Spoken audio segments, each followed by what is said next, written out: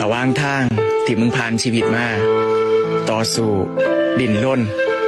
ประคับประคองเพื่อให้ชีวิตมันดีทัดเทียมคนอื่นเขา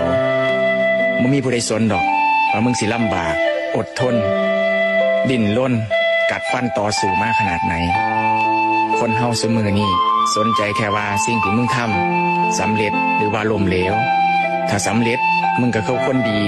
ถ้าล้มเหลวมึงก็คือคนชั่ว